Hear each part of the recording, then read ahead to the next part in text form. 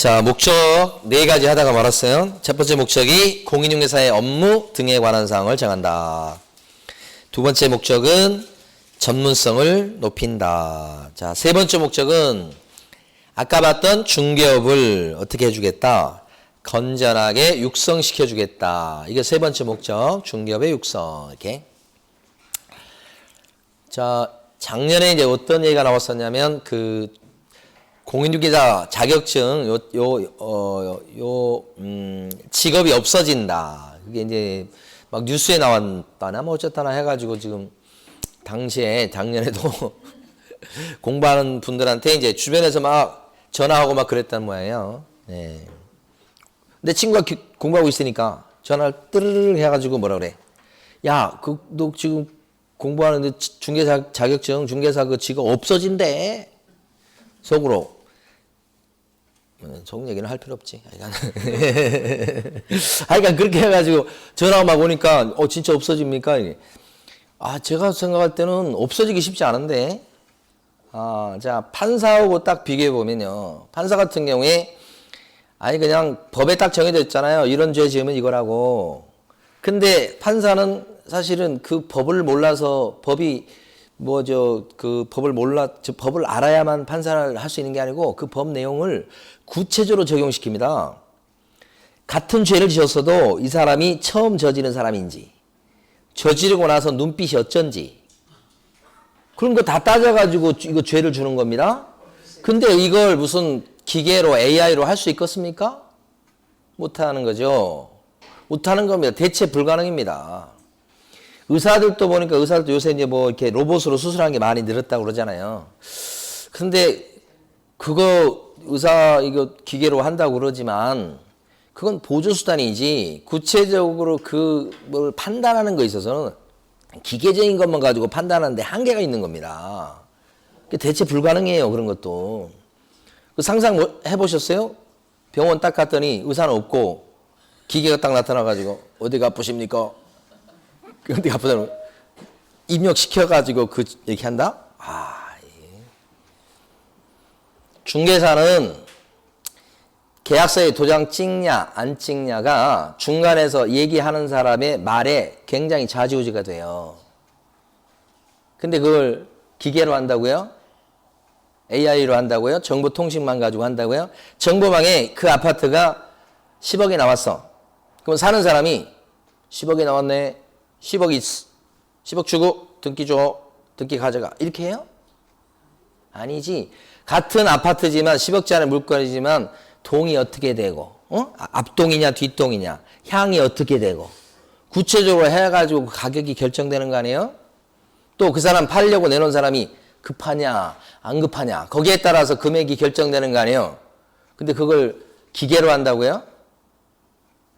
그 다음에 그 물건에 대해서 등기부상에 어떤 건 대출이 많이 껴있는 아파트가 있고 그렇지 않은 아파트가 있는데 그 구체적으로 어떻게 거래할 건지를 갖다가 의사결정을 하는데 기계가 해준다고요? 다양한 계약 방법이 있는 건데 그죠? 갚을 수도 있고 떠안을 수도 있고 갚을 때 절반만 갚을 수도 있고 그걸 기계가 한다고요? 가처분 등기가 똑같은 가처분 등기가 아니에요. 어떤 가처분 등기는 문제가 있는 가처분 등기가 있고 어떤 가처분 등기는 드물게도 아무 문제가 없는 가처분 등기도 있어요. 기계가 한다고요? 못합니다. 그건. 대체 불가능합니다. 그리고 다 그걸 한다 할지라도 계약서에 도장을 꽉 찍으려면 찍게끔 옆에서 천사든 악마든 얘기해 주는 사람이 필요해요. 그래야 사람 마음 결정하는 거예요. 그렇지 않고 결정할 것 같습니까? 결정 못합니다. 우리가 이제 뭘 보면 알 수 있냐면 이 판사가 하는 역할 중에 조정이라는 역할이 있어요. 조정. 그러면 이 사람과 이 사람 주장이 달라. 그럼 두 사람의 의견을 들어보고 판사가 이렇게 하면 좋겠다라고 얘기했을 때 중간에 제3자가 끼어서 이렇게 얘기해주면 이 사람과 이 사람은 수긍하고 수용할 가능성이 높아지는 거예요. 자기들끼리 둘이 협상해봐 그러면 둘이는 끝끝내 싸우고 끝나요. 도장을 못 찍어요. 중개라는 활동이 그렇게 단순한 그런 활동이 아니에요. 고도의 심미적인 활동이라고요. 안 팔려고 생각했던 사람도 어떤 계기가 되면 또 팔겠다고 생각이 돌아서고 그런 게 그 활동이에요. 기계가 한다고요? 웃을 수밖에 없었어요, 저는. 그래서 그때도 제가 그분들한테 그랬어요. 없어질 때까지만 하시라고. 어? 그러니까 참 이게 나라 정책을 어떻게 하는지 모르겠지만 그 업종에 대해서 제대로 이해가 안 돼 있는 거예요.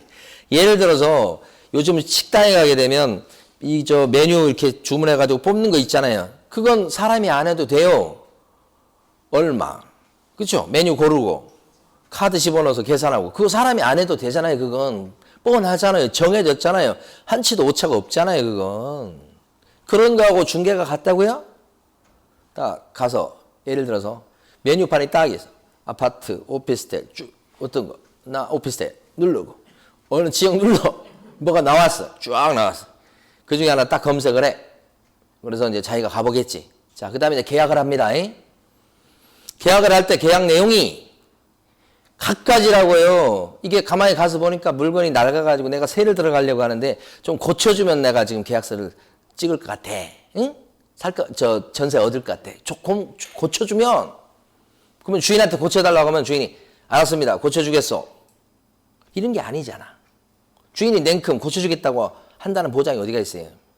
근데 중간에 부동산 업자가 중간에 끼어가지고 요새 세놓기 힘들어. 라고 뻥을 치면서. 그렇잖아요. 이거 좀 고쳐줘. 이거 고쳐주면 들어오는데 지금 들어올 사람이 잘 없어. 사장님 이렇게 하는 게 좋겠어. 이런 작업이 들어가야 도장을 콱 찍고 합의가 된다고요. 그 합의되는 과정이 그냥 기계로 한다고요? 그 가능할 것 같습니까? 저는 안 될 것 같습니다. 예.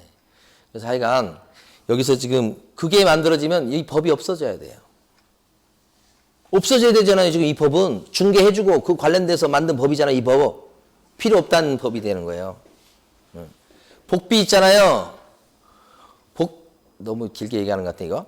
복비를 받는데 자 이거 오피스텔 2억짜리 거래했으니까 복비는 0.9% 적용돼서 102만 원입니다. 102만 원 낼까요? 깎으실 거 아니야. 그 깎는 작업도 누가 하는 거예요? 상대방과 참 복비 없지 참. 복비 안 되니까 어떻게 해요?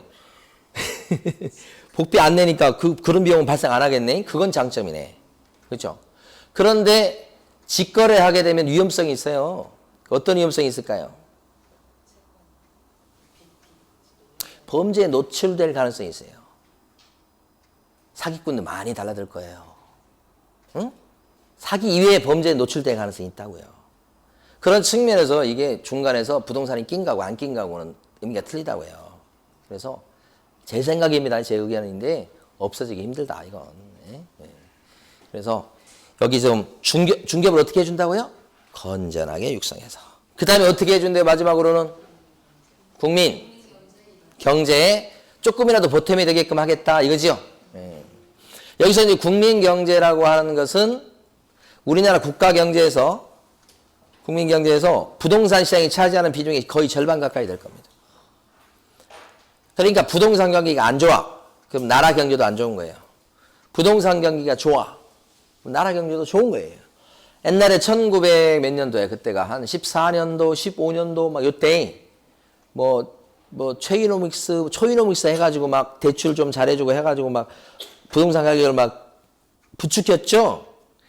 그렇게 하니까 부동산 가격이 올라가니까 어떤 결과가 되냐면 그 당시 경제 성장률이 그 올라간 퍼센테이지가 좀 높게 올라가는 거예요. 그러니까 좋잖아. 그러니까 건설 경기하고 부동산 경기는 거의 같이 가는 거예요. 그래서 딴 얘기 같습니다만 여러분들이 꼭 깨달으실 게 어떤 정부든 간에 부동산 가격이 이렇게 내려가고 처박는 걸 원하는 정부는 하나도 없어요. 어떤 정부든 간에 없어요. 부동산 가격이 올라가야 주민들한테 표를 얻는 거예요. 그러면 그걸 부동산 가격을 이렇게 꼬라박도록 만드는 정부는 없어. 다만 이런 건 있지. 너무 급하게 올라가면 부작용이 심하기 때문에 대출을 많이 끼고 막 그러면 부작용이 심하기 때문에 그거 막으려고 이렇게 막 달려가는 말을 꽃비를 잡아당기는 거는 있어도 뒤로 이렇게 하는 정부는 없는 거예요. 최소한 이 물가 상승률만큼의 부동산 가격은 올라가야 정상인 거예요. 너무 급하게 올라가는 게 안 되는 거예요. 그래서 가끔씩 보면 잘못되는 보도 중에 보면 뭐 이번 정부가 부동산 가격을 완전히 잡아가지고 그냥 이렇게 하려고 한다고 생각하는데 그것은 지나친 거예요. 그러면 국민들이 좋아라고 안 해요. 그리고 바람직하지도 않고 그런 측면이 아니에요. 너무 급하게 올라가는 걸 끌어내리려고 하는 거예요, 이게. 그리고 또 이제 한 가지 또 느끼는 게 뭐냐면 정말 우리 사람은 연구 대상입니다. 가격이 막 급등해 버려서 이건 집을 안 갖고 있는 사람 입장에서 봤을 때 어때요? 속상한 일이야. 상대적 박탈감. 그럼 집을 갖고 있는 사람은 어떻게 해야 돼요? 박수 치면서 잘한다 잘한다 해야 되잖아요. 근데 그렇게는 안 하지 또. 왜? 세금을 잔뜩 물리잖아? 그러면 세금을 잔뜩 물려가지고 속상하다고 또 야단입니다. 그러면 그게 부동산 가격 올라가는 건 생각하지 않습니다. 또 세금 물리는 것만 생각합니다. 예. 그래서 어느 쪽도 좋아하지 않습니다. 가격 급등하니까 없는 쪽에서는 이거 부동산 정책 실패다. 맞는 말이에요. 갖고 있는 쪽은 뭐예요? 세금을 이렇게 많이 물려? 이렇게 하면서 양쪽 다 이렇게 되는 거지. 그러면 그 욕 악몽을 뭐 어떻게 돼? 세금 깎아줘 버리고요. 그죠? 부동산 가격 이렇게 올라갔다 그러면 간 사람이 가격 올라가서 박수 칠까요? 그렇게는 못해 또 양심상 속으로만 생각하지. 이렇게. 이게 참 어느 장단에 이걸 맞춰야 될지 모르는 거예요. 세상 그 사람 마음이 정말 오묘합니다. 오묘해. 예. 자, 여기까지가 목적입니다. 이제 그 다음에 또 갑니다. 정의로 갑니다. 용어의 정의. 교재는 어디 보시냐면 쭉쭉 넘어가셔서 49페이지 가보시면 용어의 정의 나왔습니다. 이제 여기서부터가 이제 진짜 공부입니다. 49페이지라고 하지만 밑에 법 2조 나와 있는데 거기를 보지 마시고 50페이지를 보세요.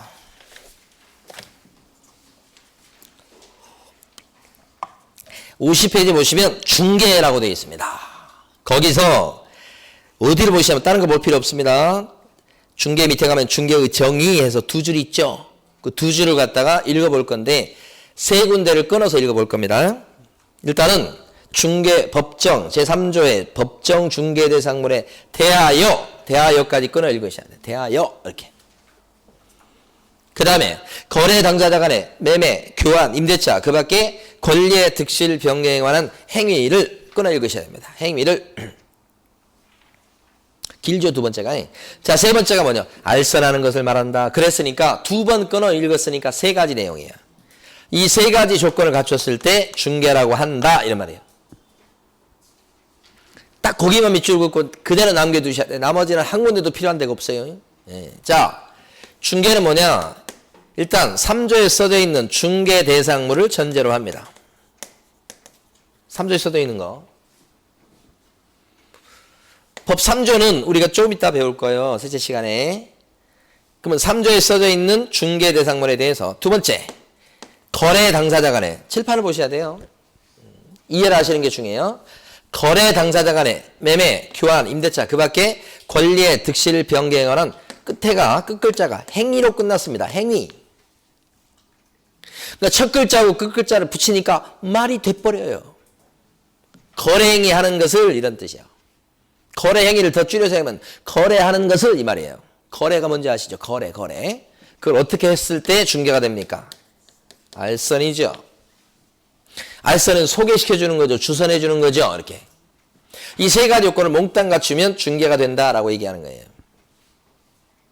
그럼 여기서 3조에 써져 있는 중개 대상물이 뭐겠는가? 여러분 잘 아시는 땅이라든지 건물 얘기예요.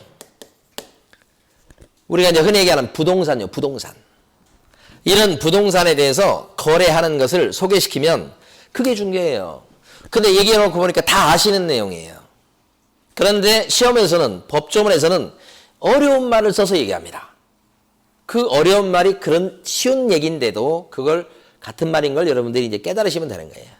여기서 거래행위란 말을 민법 시간에 쓰는 용어로 바꾸면 법률행위가 돼요.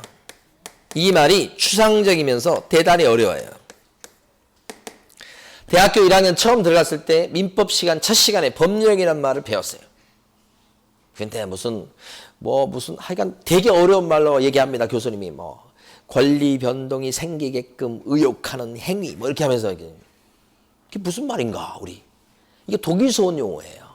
그러니까 우리하고 친하지 않는 용어죠. 그런데 우리하고 친한 용어가 하나 있습니다. 그게 바로 계약입니다. 같은 말입니다. 그럼 이래버리면 이해가 돼요. 계약서 쓰게 만들어준 거구나. 부동산에 대해서 이거.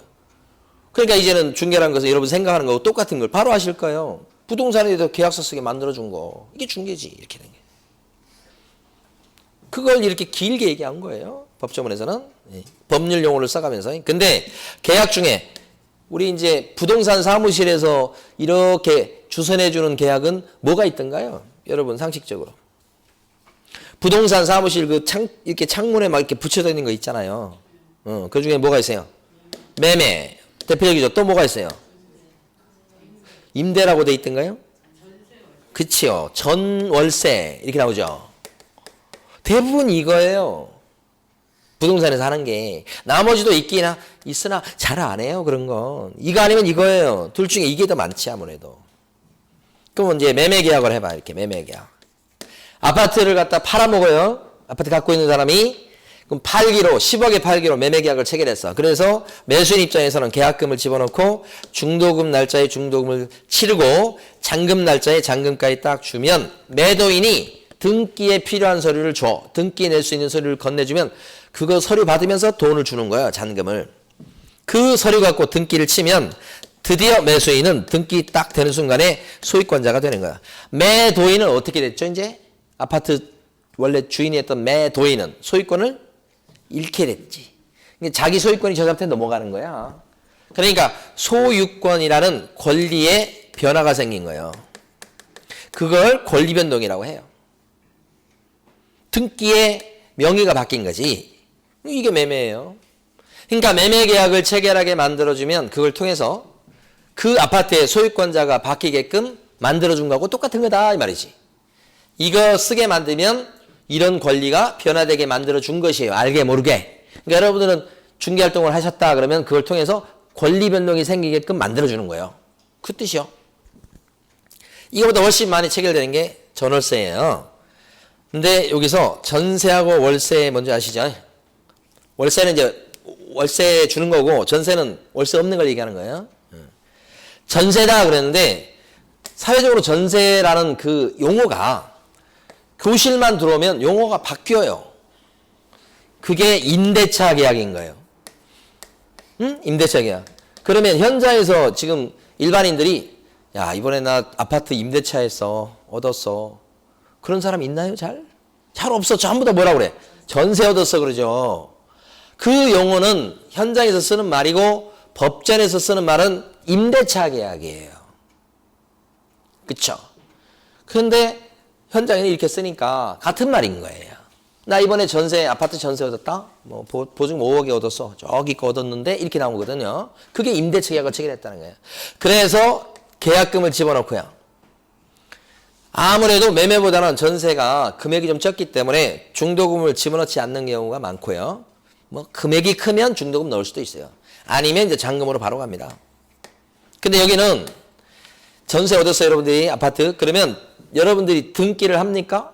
전세 얻었다고 등기부에 기록해요? 안 하죠. 이거 등기부에 올리려면 주인들이 협조해야 돼. 근데 주인들은 자기 등기부에 스크래치 나는 거 싫어해요. 그러니까 등기 할 수는 있는데 주인들이 안 해줘. 그런데도 불구하고 전세 얻은 사람이 보증금, 전세 보증금 잔금이 막 3억씩이나 되는데 3억을 줘. 왜 주죠? 그걸 한번 생각해 보세요. 등기 가져오는 것도 이건 등기랑 가져오니까 서류 받으니까 이건 5억을 주든 줄 수 있는데 이거는 등기 가져온 것도 아닌데 돈을 갖다 뭘 믿고 주죠? 3억을? 보증금 잔금을? 뭘 믿고 주던가요? 뭘 믿고 줬어요? 계약이라고. 그걸 어떻게 믿어요? 사람을 믿습니까? 업소를 믿고 했습니까? 진짜로? 뭘 믿었어요? 그 그렇죠. 이걸 믿은 거예요. 등기 대신 전입신고예요. 주민등록 전입신고. 이게 등기 대신이에요. 이게 등기 대신이야. 이렇게 해서 만든 법이 그 유명한 아까 썼던 주택, 임대차, 보호법이에요. 주인들이 등기를 잘 안 해주니까 등기 대신 이거 써먹어라 이렇게 한 거예요. 그러니까 어떻게 잔금 치르면서 빨리 이사 들어가고 키 받고 빨리 이사 들어가고 주민등록 딱 빨리 옮기고 그게 등기 대신이에요. 그러니까 돈 3억이나 5억 줄 수 있는 거예요. 그거 믿고 계약서 믿고 주는 거 아니지. 부동산 믿고 주는 거 저 더더군다나 아니지. 여러분 지금 전세보증금 이거 치러보시고 그랬을 수도 있는데 뭘 믿고 주셨을까 생각도 안 하셨죠. 이거 믿고 준 거예요. 이거 믿고. 등기 대신이요. 전입신고. 자 그러면 그렇게 해가지고 전세 계약을 해서 이사 들어가고 키 받고 그 다음에 주민등록 해놓은 사람은 자기 집도 아닌데 거기서 발 뻗고 자고 생활할 수 있고 그죠? 2년간 빌려서 2년 동안 빌렸으니까 2년 동안 살 수 있게 되죠? 그런 권리가 생겼죠? 그 권리가 뭐예요? 임차권이에요. 임차권. 임차권에는 권리가 생긴 거예요. 이게 없던 게 생겼죠. 그러니까 주로 부동산 사장님들은 이거 중개를 많이 해. 이 거래를 중개 많이 한다고. 이거보다는 그죠? 이게 복비가 더 비싸긴 한데 이게 이렇게 두 개요, 두 개. 그런데 이제 드물게는 드물지도 거의 없어요. 근데 교환이라는 계약이 있어. 교환. 교환은 이제 이것도 계약이에요. 그런데 우리가 사회책에서 배웠던 물물 교환 그거하고 의미가 같아요. 화폐가 없던 시절에 물건과 물건을 바꾸는 거예요.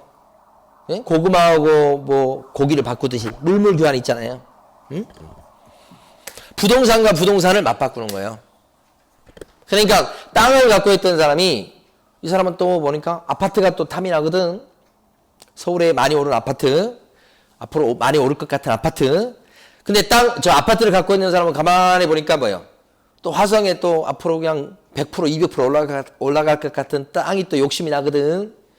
그럼 원래는 이제 아파트 주인은 그 아파트를 팔고 화성에 가서 그 땅 나온 거 있는가를 봐가지고 땅을 사는 거예요. 보통 그렇게 하지. 아무리 탐이 나도.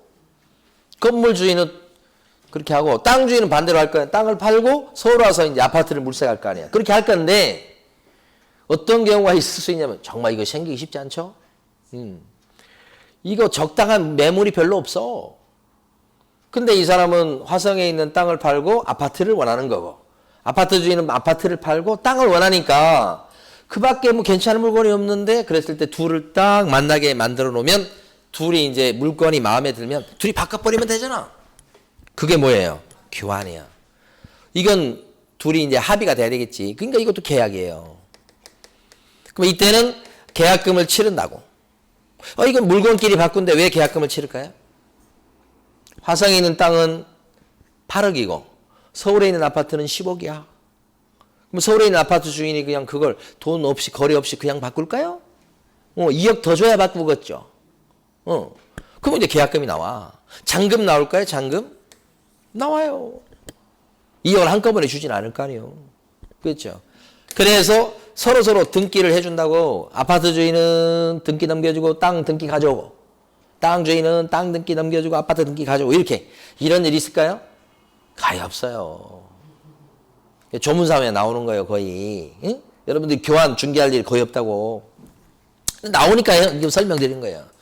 그러니까 다시 한번 보면 거래 당사자 간에 나오죠.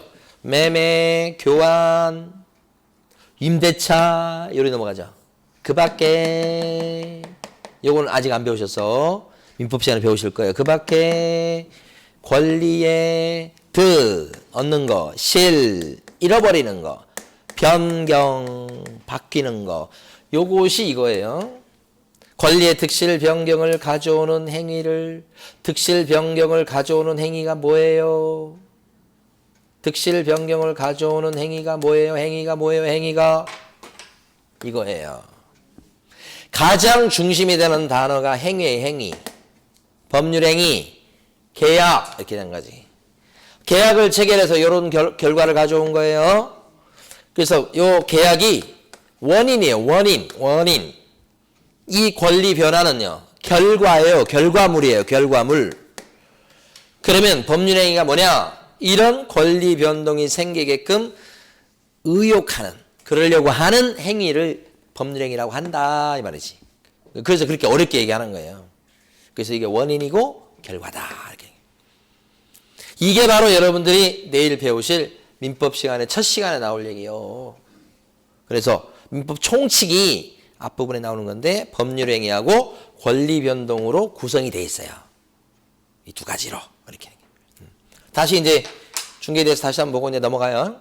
다음으로 중개 대상물에 대해서 부동산 거래 당사자 간의 매매, 교환, 임대차 그 밖에 권리의 득실 변경을 가져오는 행위를 어떻게 한다고요? 알선하는가. 그 처음으로 다시 돌아가는 거예요. 계약서 쓰게 만들어준 거예요. 어렵지 않는데 괜히 어렵게 얘기한 것 같죠 지금?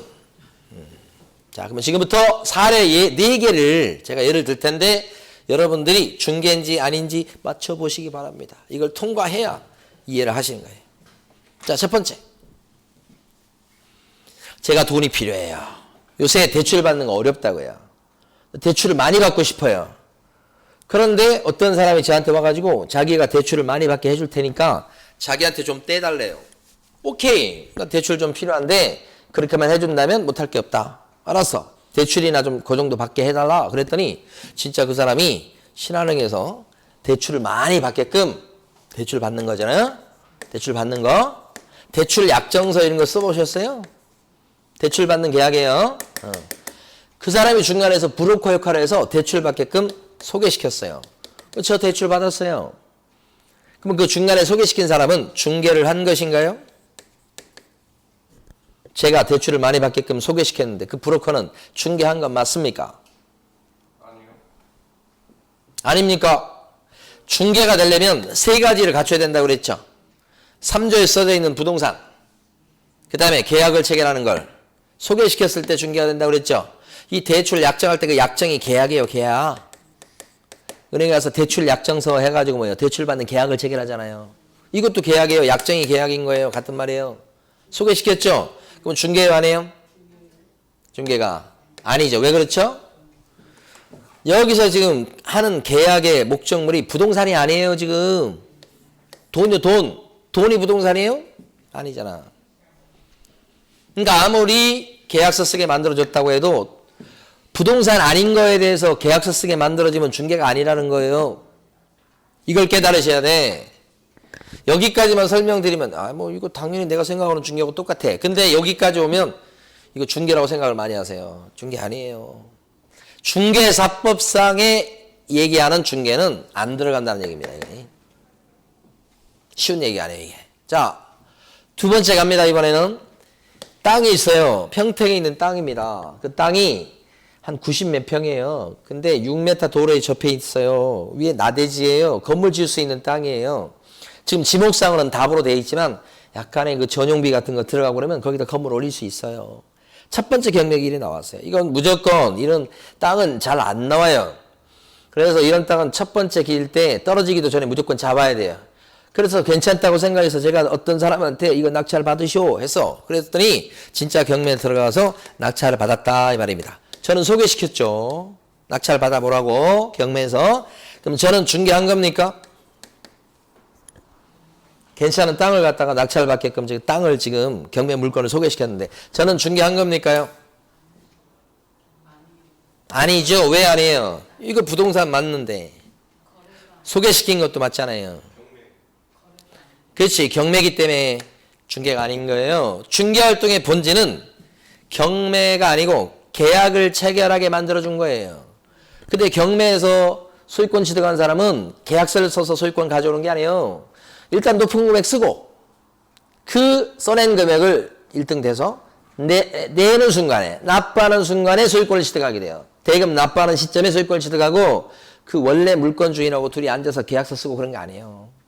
중개활동의 본질은 뭐예요? 계약서 쓰게 만들어주는 거예요. 그러니까 여기 경매 알선행위는 이거 계약서 안 쓰거든. 이거 중개가 안 되는 거예요. 안 돼요.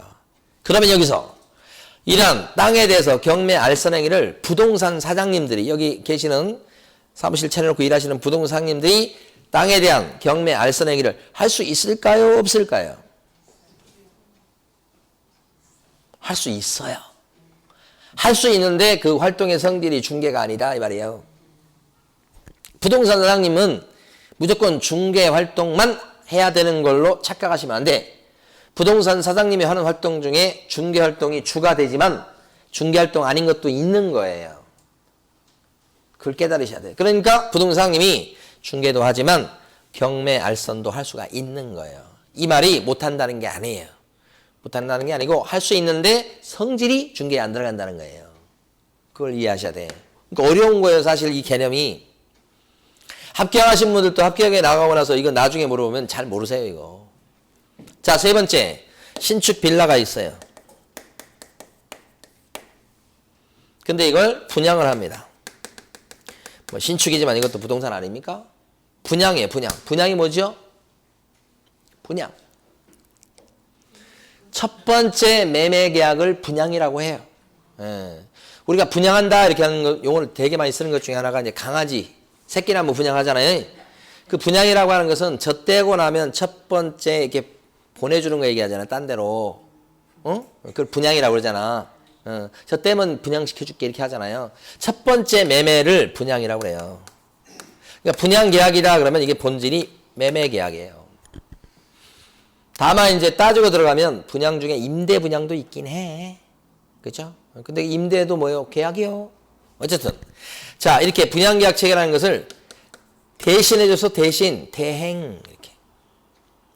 분양 대행을 해줬다고, 이 대행이 뭔가, 이거지. 우리 이제 보면 어떤 사람이 지금 건축업자가 집을 한 100채 지었어? 근데 분양을 시켜야 돼. 그 사람은 자기가 다 들어가서 하려고 100채를 지은 게 아니지, 건축업자가. 또는 건설업자에도 마찬가지. 이거 팔아먹으려고 지은 거야. 팔아먹어야 되는데 그 팔을 때 이제 자기가 팔기 위해서 광고도 내고 오면 이제 막 상담해가지고 계약 체결로 유도하고 이렇게 하는 걸 자기가 할 수도 있지. 근데 하려고 하니까 자기가 조금 이제 귀찮기도 하고 전문 지식도 떨어지고 그 다음에 그러니까 어떻게 그 분양업체 분양해주는 데다가 맡겨버리잖아. 그럼 그 사람이 맡아가지고 어떻게 건축주 뒤로 물리고 자기가 건축주 대신 분양 광고를 내지요. 신문에 낼 수도 있고 아니면 플랜카드 되게 많이 묻힌다고. 플랜카드. 젊은 친구들 뽑아가서 막 플랜카드 붙이러 돌아다녀. 쫙 붙여. 그럼 거기 전화번호 적혀 있으니까 전화 오는 사람이 있으면 그 전화 받으신 분이 또 상담하시면서 좀 나오시라고 해가지고 또 이제 유도하잖아. 예. 나오면 막 도면 보여주면서 도면 요거 지금 100개가 있는데 그 중에서 시간도 얼마 안 됐는데 보니까 막 다 색이 칠해졌어. 다 나가고 요거 1층에는 요거 몇 개 남았다는 거야. 그러면 순식간에 사람 생각이 어떻게, 야, 이거 내가 지금 관심 있는 건데, 이거 이번 안 했다가 못 살 것 같다는 생각이 들잖아. 그러면 막 서두르잖아. 근데 안에 밑에 있는 원래 장부를 딱 보면 전부 다 허옇잖아. 그 영업하는 스킬이잖아, 이게. 그게, 그런 것을 여러분들이 알면서도 다 속아 넘어가요. 속는다니까 좀 이상한데 그게 사람 심리예요. 사람 심리. 여러분 나중에 장사 잘하시려면 심리학을 공부하셔야 돼. 심리학을. 아니 그런 관련된 사례들은 많어. 나중에 차차 말씀. 제가 겪은 거 하나 해줄게. 뭐가 있냐면 마스크 거리 있잖아요. 마스크 거리를 어디 갔더니 학원이야. 이런 학원인데 갔더니 한 5개를 내놓고 팔아요. 하나 10,000원씩 받더라고. 약간 어떻게 저는 좀 목걸이 판 줄 알았어. 그만큼 좀 괜찮아 보여. 근데 마스크 거리더라고. 그래가지고 이제 괜찮네. 난 목걸이인 줄 알았더니 마스크 거리라는 거야. 그래서 저희 엄마 사다 드리려고 이제 하나 살려고 딱 하니까 4개가 나가고 하나밖에 없는 거예요.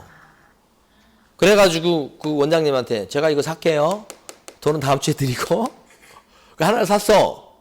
근데 원장님 뭐라고 그러냐면 다 나가고 원장님이 저한테 그런 거예요. 이거 하나밖에 없는데 이거 좋아 보이죠 하면서 이거 사라는 거야. 다 팔리고 그것밖에 없다는 거야. 그래가지고 이제 내가 돈은 직접 안 드리고 일단 다음 주에 드릴게 하고 왔어. 사왔어. 다음 주에 갔더니 5개가 또 있어.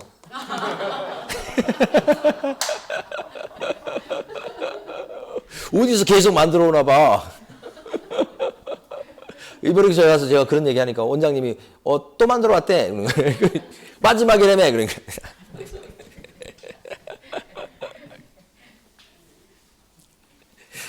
부동산에서 이런 거 심하잖아. 또 단하고 이것밖에 없다고 하는 것들. 참 재밌는 얘기 많아 그런 거. 그러면 이제 분양팀에서 그렇게 상담을 해서 이제 막 도장 찍게 만들잖아. 그게 대행이에요. 그러면 그 사람들은 중개한 겁니까? 그 사람들은 이게 만약에 100개다 그러면 한 채당 1,000만 원씩 쳐가지고 얼마야? 1,000만 원씩 치면 10억인가? 100채면? 아니 한 채당 1,000만 원이면 100채면 얼마야? 100억이에요? 10억이요? 오 10억이네. 10억 버는 거네. 10억 주기로 하면서 건축업자가 맡긴 거야 이게. 근데 대신 광고도 알아서 하고 다 알아서 하고 대신 만약에 완판시키면 보너스 옵션 계약을 해가지고 하잖아. 그러면 이제 이거 이렇게 해서 다 완판시켰어. 자 그러면 중개해 준 거예요? 그 분양 대행한 게? 그 분양업자가 해준 게 중개예요? 아니지. 왜 중개가 아니에요? 그래서 이것 때문에 안 돼. 계약이고 부동산인데 이것 때문에 그런 거예요. 대행과 알선의 차이점은 그림을 그려보면 금방 확연히 드러나요. A, B가 있을 때 중간에 있어야 돼. C가 이렇게 소개시키는 거야. 이게 중개고 알선이야. 둘 사이에서 둘을 연결시켜 주는 거라고. 대행은 뭔가 이거 보면 소개팅 생각나. 그죠? 그런데 이렇게 했을 때 대행은 뭔가 이 C라는 사람이 중간에 있는 게 아니야. 이쪽에 딱 달라붙어. 건축주 쪽에 딱 달라붙어. 그래서 건축주를 밀어내 계시라고 제가 대신 해줄게요. 그래서 C가 나서 이렇게 구하는 거야. 대신해 주는 거지. 이걸 뭐라고 불러요? 대행. 그러니까 대행은 중간에 이렇게 중립적으로 활동하는 게 아니에요. 한쪽에 딱 편드는 거예요. 그러니까 대행과 알선이 가깝어요? 이건 중립적 기관. 이건 한쪽을 편드는데. 같지 않죠? 이렇게 해서는 중개가 될 수 없다는 거지. 그러면 아셔야 될 게 신축 빌라에 대해서 분양계약 체결하는 것을 대행한다는 것은 중개가 아닌데 이런 걸 부동산 사장님은 할 수 있다 없다? 있어. 부동산 사장님이 할 수 있는 것은 좀 규모가 적은 거겠지. 한 8채쯤 지었어. 그러면 이제 뭐야? 뭐 분양 대행팀에도 맡기고 그렇잖아. 8채밖에 안 되니까. 그러면 동네에 있는 부동산 사장님한테 특히 좀 신뢰가 있는 사장님한테 이 8채 좀 이렇게 좀 해줘봐. 그러면 한 채당 얼마씩 줄게 하면서 맡길 수 있잖아요.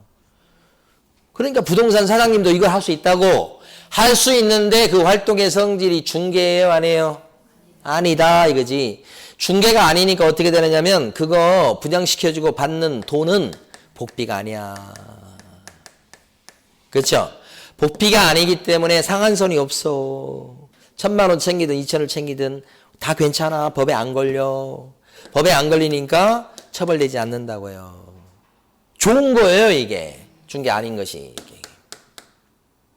이게 진짜 의미가 여기에 있는 거예요. 여기에. 중개 아닌 건 너무 좋은 거예요. 자, 네 번째 사례 갑니다 이제. 자, 김 변호사가 있었어요. 요새 변호사들도 부동산 시장에 관심이 많아요. 변호사가 워낙 많아가지고 먹고 살기 힘들어 죽겠대요. 자, 김 변호사인데 집사 변호사예요. 그 무슨 얘기냐면 어떤 부자들 그 집안 뭐 각종 법률 문제를 상담도 해주고 하면서 이제 활동하는 사람들이에요. 집사 변호사라고 그래요. 자, 그런데 자기 그 부자가 이 김 변호사한테 전화해가지고 김 변호사 내가 지금 강남에 있는 빌딩 있는 거 알지? 그 빌딩 있잖아. 내가 저 부동산 나가서 좀 알아보니까 시세는 보니까 한 다른 거 비교했을 때 한 2,500억 정도는 가는 것 같더라고. 근데 이번에 내가 지금 저거 뭐 좀 할 일이 있어가지고 이걸 좀 이번에 좀 처분해야 될 것 같아. 김 변호사 좀 혹시 이거 살만한 뭐 좀 사람 사실 이 정도 살려고 그러면 개인이 사는 건 아니거든. 큰 법인차나 이런 데서 살 거니까. 그런데 좀 소개시켜봐. 아는 사람 좀 있어? 소개시키면 내가 20억 정도 떼줄게. 이렇게 한 거야. 그러니까 김 변호사가 그 얘기를 듣자마자 이제 막 피가 끓죠. 그래가지고 김 변호사가 이제 뭐 자기 아는 사람 미래셋 대우 뭐 자산관리팀 이런 데 막 전화하고 막 인맥 통해서 막 해가지고 야 이거 물건 이거 나온 거 있는데 물건을 갖고 있으니까 그 살만한 사람 좀 있으면 좀 좀 붙여봐라. 막 여기 했는데 결국은 몇 달 걸렸는데 살려고 하는 회사를 구했어 이제. 회사도 뭐 경우에 따라 이제 이제 건물 같은 걸 구입하려고 하는 경우가 있거든. 근데 그걸 매치시키는 게 정말 어렵습니다. 쉽지 않은데 성공시킨 거야. 그래서 이제 이 사람이 변호사니까 계약서까지 이제 자기가 딱 해가지고 이제 한 거야. 계약서 50페이지짜리. 막 있는 거 없는 거 다 집어넣어. 그래서 도장 탁 찍게 만들었어. 그러니까 지금 빌딩을요 2,500에 팔아준 거예요. 김 변호사가. 그 중간에서 지금 다리를 놔준 거란 말이에요. 그러니까 중간에서 자기가 다 먹는 건 아니야. 또 중간에 이렇게 좀 거쳐가긴 해. 거기 소총이 있어. 거기서 또 갈 때 또 사람이 또 껴있을 수 있거든. 예? 자, 이랬을 때 김 변호사는 중개한 거예요, 안 한 거예요? 20억 받았다니까. 중개한 거예요, 안 한 거예요? 중개는 세 가지, 걱정할 거 없어요. 세 가지 요건을 갖췄나, 이거 보시면 돼. 자, 빌딩, 부동산이에요? 부동산이잖아요. 매매, 계약이에요? 응. 소개시켰는데? 완벽한데? 중개예요. 이 김 변호사가 한 게 중개라고 해요. 중개예요. 소개시켰잖아. 복비까지 받았네. 김 변호사는 중개 자격증이 있어요, 없어요? 없어요. 몰라. 또 몰래 땄을 수도 있어. 근데 없어. 없다고 해도 있든 없든 상관없어. 이 사람이 한 짓은 뭐예요? 일단은 중개요. 그러니까 중개는 세 가지 요건만 갖추면 되는 거예요. 그렇죠? 세 가지 요건만 갖추면 된다. 중개가 이런 거라는 거지. 그런데 이제 지금부터 보려고 하는 중개업은, 자, 보세요. 자, 쭉 넘어갑니다, 이제. 나머지 하나도 밑줄 긋을 게 없어요. 넘어가셔서, 한참 넘어가시는 거예요. 55페이지 가보시는 거예요. 중간에 있는 거 밑줄 긋거나 절대 그러시면 안 됩니다. 읽어보셔서도 안 됩니다. 나중에 요 중간 내용 중에서 진짜 필요한 부분은 나중에라도 밑줄 그어 드릴 거예요. 1월 달이나 3월 달에. 지금 단계에서는 아무 필요가 없다는 얘기입니다. 밑줄 그을 것도 별거 없을 거예요, 아마. 나중에라도. 자, 중개업으로 갑니다. 제일 밑에 가시면 정의 이렇게 나와 있고 두 줄 나와 있습니다. 여기를 일단 아시고 두 가지를 갖다가 나중에 별표 치면서 밑줄을 그을 거예요. 좀 이따가. 그런데 제일 밑에 거 먼저 보십니다. 박스에 보면 3번 중개업이라 함은, 자, 동그라미를 네 군데 쳐볼게요. 다른 사람의 의뢰에 의하여. 의뢰의 동그라미요. 의뢰의 동그라미. 그 다음에 일정한 보수를 받고 보수의 동그라미. 그 다음에 중개의 동그라미. 마지막에 업으로 행한다 할 때 업의 동그라미. 됐어요. 자, 지금까지 봤던 내용을 가만히 보면 이거 중개죠. 중개인데 지금부터 보려고 하는 것은 중개업이에요. 글자가 하나 더 늘었습니다. 중개업이다 이렇게 되는 거지. 근데 중개업이 되려면 여기는 세 가지인데 여기는 네 가지 조건을 갖춰야 돼요. 일단 다른 사람의 의뢰가 있어야 됩니다. 부탁입니다. 부탁. 팔아주십시오. 세 종 구해주세요. 빌딩 팔아주세요. 이런 의뢰가 있어야 됩니다. 두 번째는 보수를 챙겨가면서 해야 됩니다. 보수. 제가 엊그제 수업하면서 제가 보수를 찾고 복비라고 하니까 혈업을 하시는 분 같아. 선생님 복비라고 하시면 안 된다고. 보수라고 해주셔야 된다고. 그분 말씀은 복비라고 하면 자기가 조금 좀 비하되는 느낌이 든대요. 그래서 용어를 좀 보수로 좀 해주시라고. 그 말도 일리가 있어요. 보수하고 복비 그러면 약간 좀 옛날 느낌이 나잖아요. 근데 이제 여러분들이 이해를 하기 쉽도록 하기 위해서 제가 복비라고 한 거고요. 정식 용어는 보수입니다. 보수. 복비 얼마 드려야 돼요? 이런 것 근데 흔히 많이 쓰는 말인데 근데 그분 입장에서 봤을 때는 좀 그런 뭐가 있으시나 봐. 그분이 이제 지금 부동산 사무실을 하시는 것 같아. 근데 공부하신다? 왜 그래 그러면? 부동산 사무실을 하는데 공부하신다는 얘기는 뭐예요? 남의 거 빌려서 하거나 아니면 밑에 직원으로 일하거나 그러신 분이에요. 근데 연세가 있으셔서 직원으로 일할 뿐 아니야. 연세가 60대 가까이 됐으니까. 그러면 직원으로 일한다? 좀 그렇고. 근데 그걸 지적하시더라고. 하여간 보수를 챙겨야 됩니다. 그 다음에 중개하는 것을, 중개 뭔지 아시죠 이거? 이 중개라고 하는 건 저쪽에서 배웠어, 저거. 이때 써먹으려고 한참 배운 거예요. 그 다음에 업으로 행한다. 이렇게 해서 네 군데를 동그라미 친 거예요. 그 네 가지를 다 갖춰야 돼. 중개를 뛰어넘어서 의뢰도 있어야 되고요. 복비 챙겨야 되고요. 이렇게 업으로 해야 됩니다. 이 업으로 한다는 말은 사실 좀 와닿기 힘든 말이야. 그런데 우리가 쓰는 말로 바꾸면 직업적으로 한다 이렇게 보시면 끝이에요. 직업적으로 한다. 그러면 중개업이 되는 거예요. 네 가지. 그럼 여기서 이제 두 가지가 중요한데 요걸 조금 하셔야 돼요. 업이라는 개념은 자 이렇게 하고서 이따 별표 치겠습니다. 이렇게 하시면 돼요. 자, 그 다음에 기본서에다가 노트처럼 써버리시면 안 돼. 그러면 기본서가 나중에 어떻게 해야 되면 노트화가 돼. 그런데 한 번만 적으면 괜찮아요. 무슨 얘기냐면 다음에 또 두 번째 들을 때 칠판에 쓰면 또 적는데 이미 적었던 내용인데 적은 사실을 모르고 또 적어요. 또 적다 보면 같은 내용이 막 두 번, 세 번 적혀져 있어. 그럼 안 되잖아. 연습장에다가 편하게 적으시는 거예요. 그래서 편하게 쓰시고 기본서에는 좀 깨끗하게. 나중에 이제 여러 번 적게 되니까 그런 말씀 드리는 거예요.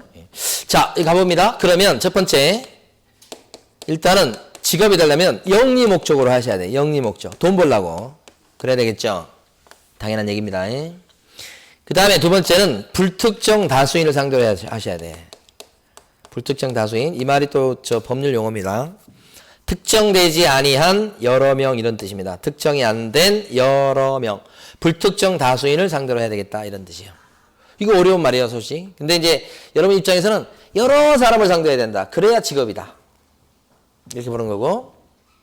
세 번째 것 때문에 보는 거야. 한두 번 하고 말면, 그죠? 한두 번 하고 말면 영업이 아니에요. 직업이 아니에요.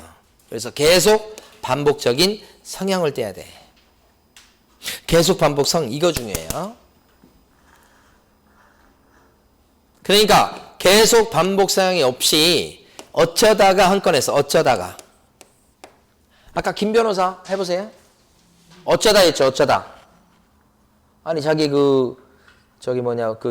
부자가 자기 그 고객인 부자가 빌딩 2,500짜리 그 정도 하면 팔아줘봐. 20억 줄게. 어쩌다 들은 얘기 아니에요. 그래서 빌딩 매매 한 건 한 거 아니에요. 그 변호사는 직업이 변호사가 이거 중개해주는 게 직업은 아니었잖아요. 그럼 어쩌다 했어요. 그러면 그런 것은 계속 반복 성향이 있다고 볼 수가 없어요. 그러면 그때는 중개업이 될 수가 없다. 이렇게 되는 거지. 여러분도 마찬가지입니다. 여러분이 우연히 전세를 한 건 했어. 그래가지고 그걸 직업이라고 할 수 있나요? 어쩌다 한 번 한 갖고는 직업이라고 할 수 없잖아요. 예? 알바가 될지는 모르지만. 그러니까 여기 중요한 여기가 중요해. 여기가 중요해. 여기야. 이렇게 어쩌다 한 건 한 것은 중개업이 될 수가 없다더라. 그렇죠? 그러면 자 이렇게 나눠서 요거 세 가지를 갖추면 이렇게 직업이 되고 그래서 나가서 중개업이 되니까 이쪽하고 이게 직업이 안 되는 쪽하고 이걸 나눠요. 판례가 이렇게 기준을 세워놓고 이유가 뭐냐? 요쪽에 들어가면 중개업이 되는데 이 중개업은 그냥 못해요. 우리 법에 따르면 이 중개업은 관청에 등록을 내게끔 돼 있어요. 등록하고서 하십시오. 아까 99년 김대중 정권의 시절에 정권 시절에 허가제를 등록제로 바꿨다고 말씀드렸죠. 그러니까 이 중개업을 하려면 그냥 못해요. 등록을 내고 하시오라고 법이 돼 있고 만약에 이걸 등록 안 하고 중개업을 하잖아요. 그런 사람은 처벌받습니다. 자, 무등록 상태에서 등록도 안 내고 중개업을 한 놈이네요. 그래요. 중개업을 하는 작자네요. 그래요. 그래서 형사처벌합니다. 3년 이하의 징역이나 3천만 원 이하의 벌금으로 형사처벌 대상이 되는 거예요. 그러니까 이걸 나누는 것은 판사들이 나누는 것은 이쪽에 들어가면 등록이 필요하고 등록 안 하고 했다가는 처벌받는다 이런 뜻이고 이쪽에 들어가면요. 중개업이 안 되기 때문에 혹시 자격증도 없이 등록 안 하고 해도 처벌받지 않는다. 아까 김 변호사는 이쪽이에요. 이쪽이요. 이쪽이잖아요. 이쪽. 이쪽이니까 어쩌다 한 거잖아요. 그러면 일단 자격증도 없고 등록 안 하고 했습니다. 그러면 괜찮아. 이렇게 되고. 그 20억 챙겨도 안 걸려. 이렇게 되는 거예요. 괜찮은 거예요. 법의 규제를 벗어나는 거예요. 이렇게. 그쵸? 그랬던 김 변호사가 20억의 그 단맛을 보고 나니까 아, 내가 인맥이 있으니까 이 부자들 이거 변호 활동 해주고 뭐 계약 뭐 이런 것 좀 해주면서 그 과정에서 그 사람들 혹시 이제 부동산 사실 그런 쪽에서는 일반 동네 중개업소에 잘 안 내놓거든. 덩치가 크고 그러면. 응? 그런 자산관리 그런 업체 직원이라든지 큰 데다 내놓거든요. 아니면 변호사 이렇게. 아, 나 이쪽을 좀 해봐야 되겠다 생각한 거예요. 그래가지고 그다음부터는 이제 그 부자들 만나면 그 자기가 빌딩 2,500억짜리 중개한 거 자랑을 딱 하면서 혹시 사장님은 또 빌딩 뭐 파실 일 없소? 이렇게 하는 거야. 그러면서 이렇게 하다 보니까 그 다음에 이제 18억짜리를 또 하나 한 거야. 변호사를 지금 때려칠 판이야. 그 변호사가 근데 간판이 되는 거예요. 일반인들은 아까 보여지는 것도 중요하다고 그랬잖아요. 변호사입니다. 이렇게 하면은 신뢰도가 확 올라가요. 그러니까 그 사람이 그 다음에 그 김 변호사가 10몇 억짜리를 또 한 거야. 그쵸? 그러면 이쪽이 어쩌다 한 거예요? 아니면 의도적으로 하기 시작한 거예요? 왜 의도적이 아니죠? 이쪽으로 넘어가. 그러면 뭐요? 등록하고 해야죠. 자격증 따고 해야 되죠. 근데 김 변호사는 자격증이 있어 없어? 없어. 자격증도 없이 등록 안 하고 한 거야. 김 변호사는 어떻게 되는 거지? 무등록 중개업자가 되죠. 형사처벌 대상이죠. 경찰이나 검찰에서는 누가 찌르면 수사 들어가요. 무등록 중개업자다 이렇게 돼가지고 잘못하면 쇠고랑 차는 거예요. 그러면 만약에 조사 들어오면 김 변호사는 뭐라고 얘기해야 되겠어? 머리를 극적거리면서 저는 그렇게 하려고 그런 게 아니고 어쩌다 보니까 그렇게 했어요 라고 변명을 해야지. 어쩌다 했다고 우겨야지. 변명은 무슨 변명이야? 우기는 거야. 우기는 거 장사 없어. 나 어쩌다 한 거예요. 2건이나 됐는데 40억이나 벌었는데 어쩌다 한 거라니까. 그래 빠져나오는 거예요. 자, 그 다음에 하나 더 보고 이제 쉴 거예요. 그리고 밑줄 긋고 쉴 텐데 보수를 챙겨야 중개업이 되거든. 돈 받아야. 보수를 안 챙기면 어떻게 될까요? 돈 안 받으면 중개업이 될 수가 없어요. 자, 여기도 이제 중요한 사례 하나 기억하셔야 돼요. 이건 아까 김 변호사 했고 어떤 사장님은 이분이 사업을 오랫동안 많이 하셨던 거예요. 이것저것. 이 사업에 대한 수완이 엄청 뛰어나요. 사교성도 좋고. 그런데 이제 학원 나와서 공부를 했는데 중개 자격증을 따려고 2년을 공부했어. 못 땄어, 근데. 근데 지금 뭐예요? 몸은 근질근질하고. 사업을 해보고 싶은데 이건 뭐 하기만 하면 대박일 것 같은데. 그래서 자격증을 못 딴 상태에서 사무실 점포를 큰 걸 얻어갖고 사람들 막 직원을 뽑았어. 그래, 광고도 내고. 이 사람 자격증 없는 사람이잖아. 내가지고 손님들 막 오고 그러면 상담을 잘 해가지고 오픈한 지 점포 얻었어. 오픈한 지 한 달도 안 돼서 10건을 한 거야. 그러니까 이분은 이제 사실은 이제 계약서를 10장이나 썼지. 그 손님들이 이제 전부 다 계약서 쓰기 전에 이제 사장님한테 이제 복비 얼마 물어보고 이제 복비 얼마라고 하니까 그거 드리겠다고 하고 뭐 이렇게 하고 했던 사람들인데 계약서를 다 쓰고 나서는 약속한 복비를 줘야 될 거 아니에요? 한 놈도 안 줘. 그러니까 이 사장님이 이제 속상해서 돈을 10건이나 했는데 복비 받아야 될 건데 한 명도 복비를 안 주니까 또 복비라고 그랬네 제가. 보수 안 줬. 보수 안 주니까. 그래가지고 이 사장님 입장에서 지금 굉장히 속상해서 막 욕도 하고 이놈의 새끼들 막 이렇게 하고 막 그랬거든 사실은.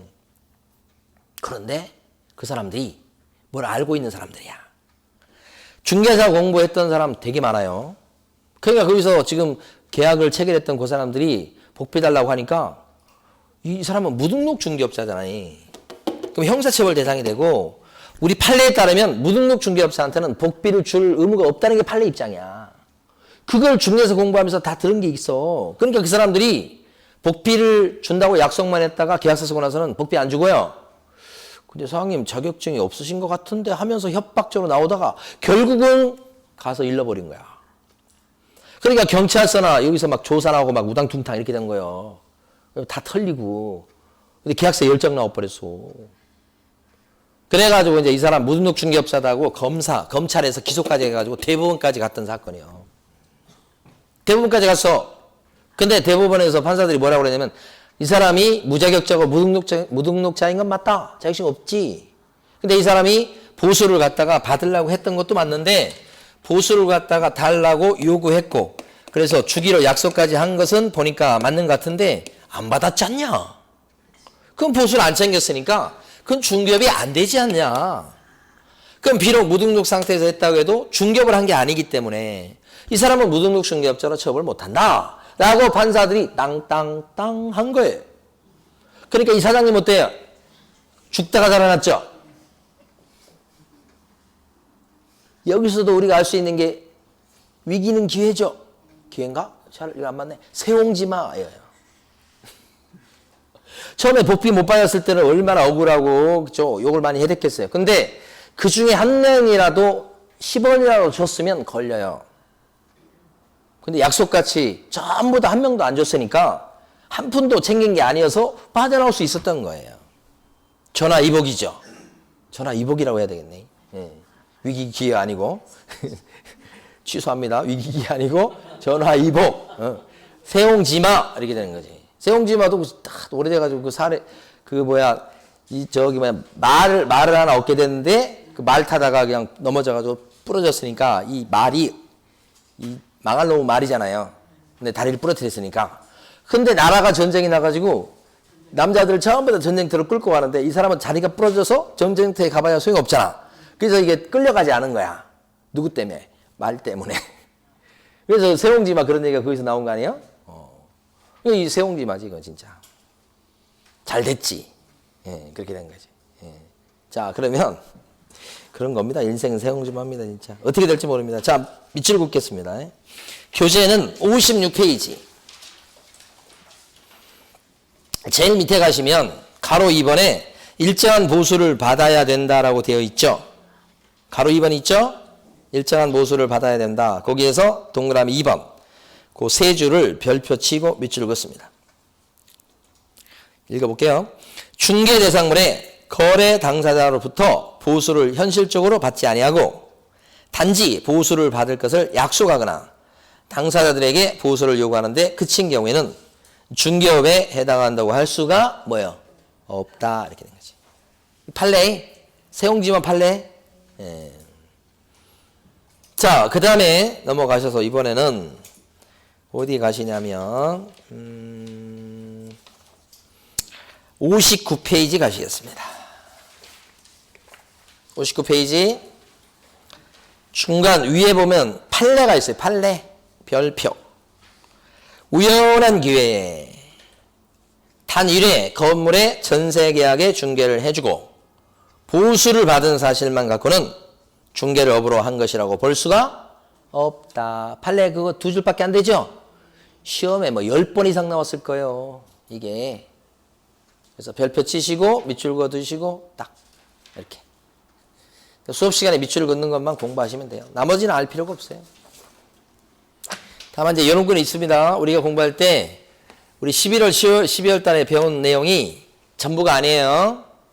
자, 11월 달, 12월 달에 배운 내용이 이 정도 내용이라면 1월 달에 배우는 내용은 조금 더 추가됩니다. 이렇게.